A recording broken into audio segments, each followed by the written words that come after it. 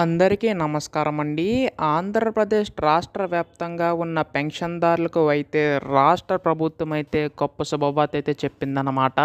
So, అయితే 2 శుభవార్తలు అయితే ఉన్నాయండి. అలాగే దానికి సంబంధించి వివరాలన్నీ కూడా ఈ వీడియోలో మొత్తంగా తెలుసుకుందామండి.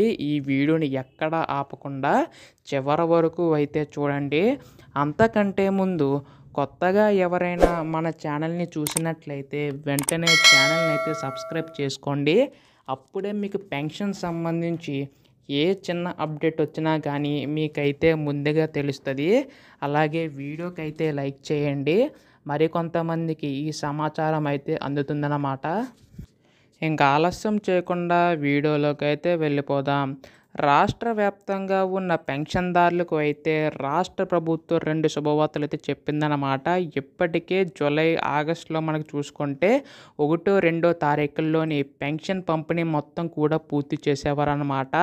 అయితే ఇప్పుడు చూసుకుంటే మనకి ఈసారి ఏ నెలలో పెన్షన్ ఆ నెలలో తీసుకోవాలని చెప్పేసి రాష్ట్ర ప్రభుత్వం అయితే చెప్పడం అయితే జరుగుతుంది.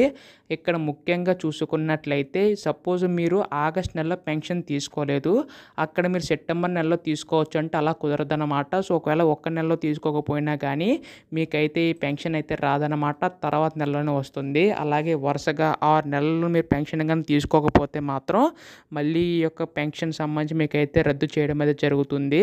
అయితే ఇక్కడ ముఖ్యంగా చూసుకున్నట్లయితే ఇప్పుడు 2 శుభవార్తలు అయితే తీసుకొచ్చిందనమాట.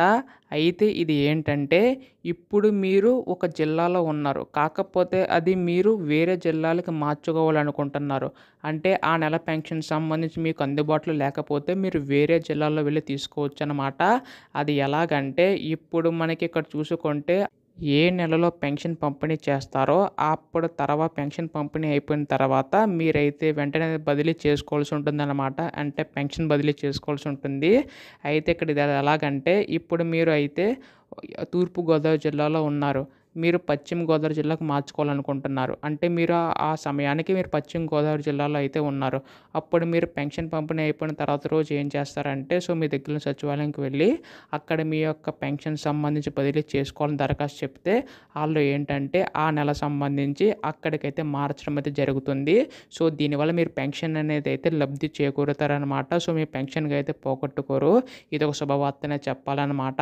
అయితే ఇది ముఖ్యంగా చూసుకున్నట్లయితే మీరు ఏ నెలలో మార్చుకోవాలంటున్నారో ఆ నెల సంబంధించి అయితే దానికి ముందు నెలలోనే మీరైతే మార్చుకోవాల్సి ఉంటుంది. అంటే పెన్షన్ బదిలీ చేయవలసి ఉంటుంది.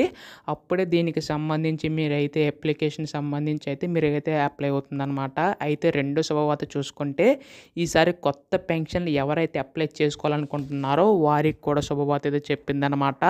అక్టోబర్ నుంచి అయితే కొత్త పెన్షన్లు అయితే దరఖాస్తుకి అయితే శ్రీకారం అయితే చుట్టిందనమాట. ఇక్కడ ముఖ్యంగా చూసుకున్నట్లయితే ఎవరైతే కొత్తగా పెన్షన్ సంబంధించి అప్లై చేసుకోవాలనుకుంటున్నారో వీరు ఏంటంటే అప్లికేషన్ అయితే ఫిల్ చేయవలసి ఉంటుంది. మీ యొక్క ఆధార్ కార్డు, రేషన్ కార్డు, అలాగే మీ యొక్క మొత్తం డీటెయిల్స్ అన్నీ ఇచ్చిన తర్వాత మీరైతే అప్లై చేసుకోవచ్చు. 60 రోజులు అయితే టైం పడుతుందన్నమాట. అంటే అక్టోబర్, నవంబర్ అయిపోయిన తర్వాత డిసెంబర్ నుంచి మీకైతే పెన్షన్ అయితే వస్తుందన్నమాట. రాష్ట్ర ప్రభుత్వం అయితే కీలక నిర్ణయం తీసుకున్నట్లుగా తెలుస్తుంది. ఇది మనకు త్వరలోనే అధికార ప్రకటన వచ్చే అవకాశం ఉంది. దీనికి సంబంధించిన వివరాలు కూడా తొందరలోనే అయితే విడుదల కానున్నాయన్నమాట. ఇది మనకు వచ్చిన తాజా సమాచారం. చాలామంది అయితే అడుగుతున్నారు పెన్షన్ సంబంధించి అక్టోబర్లో ఏవైనా అప్డేట్లు ఉన్నాయని చెప్పేసి. సో, ఏ అప్డేట్ వచ్చినా మీకైతే ముందుగా తెలియజేస్తానండి. సో, మీరు చేయవలసిందల్లా ఛానల్ని సబ్స్క్రైబ్ చేసుకోవడం మాత్రమే. ధన్యవాదములు. జై హింద్.